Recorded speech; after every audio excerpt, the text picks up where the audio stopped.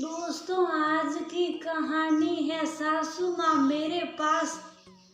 आपकी तारीफ के लिए शब्द नहीं। दोस्तों, कहानी शुरू करने से पहले अगर आपने चैनल को सब्सक्राइब नहीं किया हो तो कर लीजिए, ताकि आपके पास पहुंच सके हर नया वीडियो।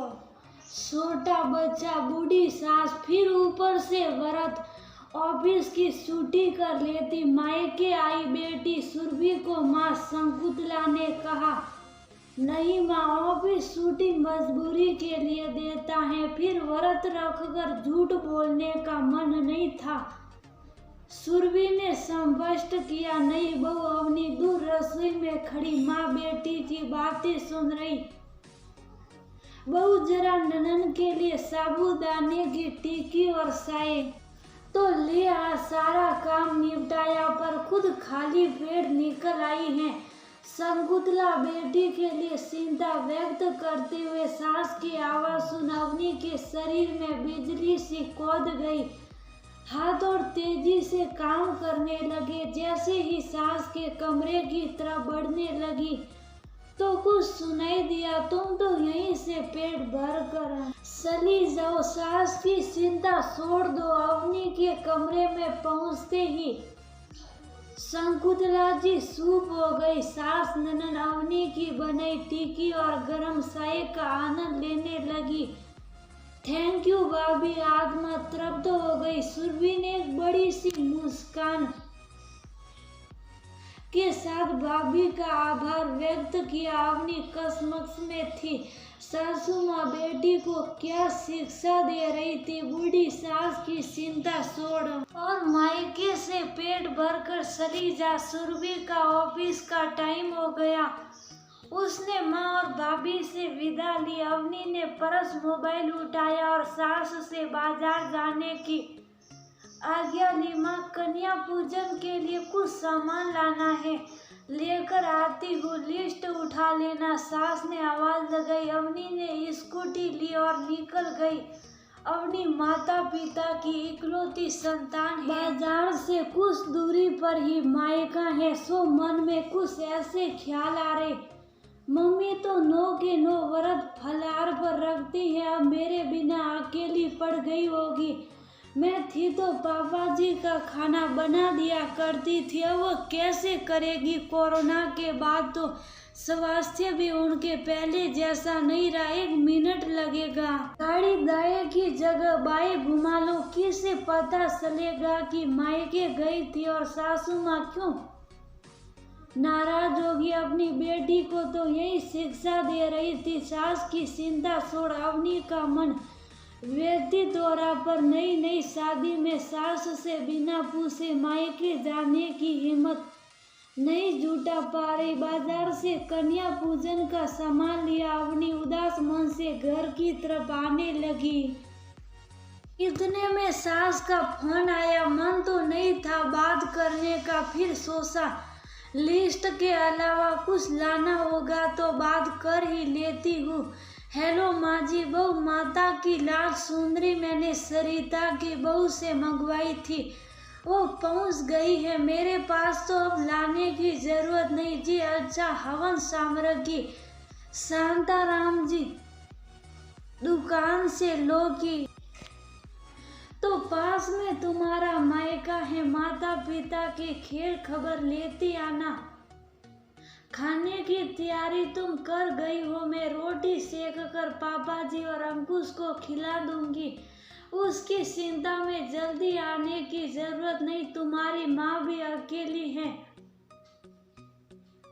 उनको कुछ मदद चाहिए तो रुक जाना, शाम तक आ जाना। शकुंतला जी ने फोन रख दिया, पर अवनी के कान पर फोन चिपक गया। आंखों से निर्जर आंसू बहने लगे। आज सासू माँ में उसे साक्षात माता रानी के दर्शन हो गए, क्योंकि उसके मन की इच्छा इस तरह पूरी होगी उसने कभी सपने में भी नहीं सोचा। लेकिन दिमाग अभी इस बात को स्वीकार नहीं कर पा रहा था।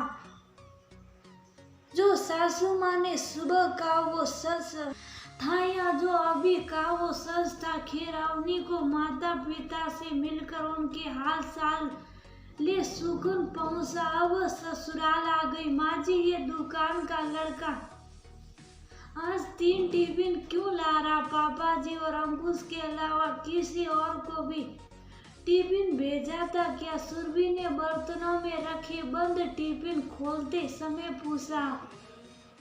हाँ, सुरभि की सास के लिए खाना मैंने ही भिजवा दिया था। बेटिया ऑफिस से थक कर जाती फिर बनाती सो मैंने ही भिजवा दिया। तभी तो उसे मैंने सुबह बोल दिया था तू पेट भर कर जा। सास की चिंता छोड़। अवनी को अपनी सोच पर बेहद शर्मिंदगी हुई। उसकी सास ने किस तरह से सबके बारे में सोचा। ऐसी सास को ईश्वरती समझ रही थी जो सिर्फ व्रत रखी बेटी के आराम का सोच रही, जबकि शकुंतला जी बहू बेटी के साथ अपनी दोनों समधनों के बारे में सोच रही। अवनी का मन आत्मग्लानि से भर गया। सास के पैर छूते हुए माँ जी मुझे माफ कर दीजिए, मैं आपको गलत समझ रही थी। जहाँ लोग बहू बेटी को समान दर्जा नहीं दे पाते वहाँ आप दोनों समधनों को समान दर्जा दे रही। मेरे पास आपकी तारीफ के लिए शब्द नहीं। अवनी रोती जा रही। सास ने बहू को पैरों से उठाकर गले लगाया। बहू तुम इकलौती बेटी हो। ससुराल के साथ तुम्हारे माता पिता भी तुम्हारी जिम्मेदारी हैं।